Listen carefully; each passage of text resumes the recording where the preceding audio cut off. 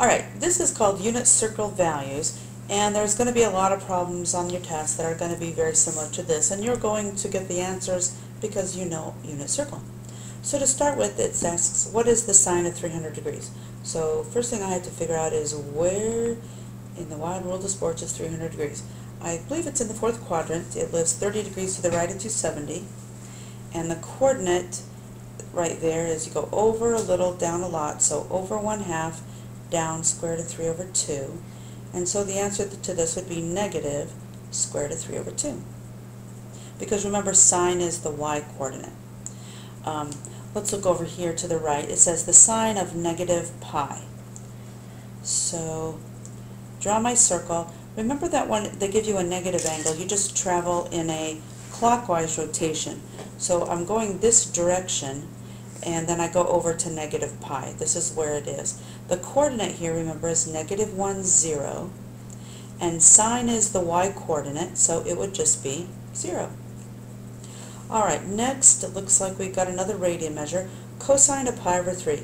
So I just draw my circle, remind myself, where is pi over 3? Remember, pi over 3 is like 2 pi over 6, so it's like pi over 6, 2 pi over 6, which is pi over 3. So this would be you go over 1/2 and up square root of 3 over 2, because you go over a little, up a lot. Cosine is x, so it'll just be 1/2. Cotangent of pi over 4. Oh, a reciprocal function. We could do it, it'll be okay. Pi over 4 lives in the middle of the first quadrant. The coordinate there, if you recall, is square root of 2 over 2, square root of 2 over 2. So regardless of what the trig function is, even if it's one that's not my favorite, I still have to find the angle. So I found where cotangent, or where pi over 4 was, and I need to know the coordinate there. Then I remind myself that cotangent is x over y, and so if you had x, which is square root of 2 over 2, over y, which is square root of 2 over 2, when you divide two numbers and they're exactly the same, you just get 1. But that wasn't that hard. Alright, tangent of 0. So I draw my circle, 0. I guess that means you start right here. That's where your angle is. Remember, the coordinate right there is you go over 1, up 0. Tangent, if you recall, is y over x. So it would be 0 over 1, which is equal to 0. Remember, you can have 0 in the numerator, just not in the denominator. If it had been the other way around, if there was a 0 in the denominator, it would have been undefined. Alright, next, tangent of 60 degrees. So 60 degrees lives in the first quadrant, just 30 degrees to the right of 90. The coordinate there, which I think I did earlier, remember, is just over 1/2 and up square root of 3 over 2.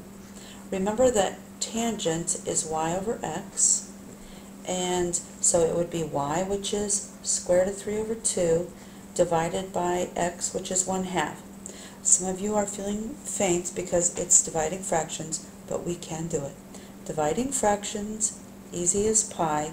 Flip the bottom and multiply.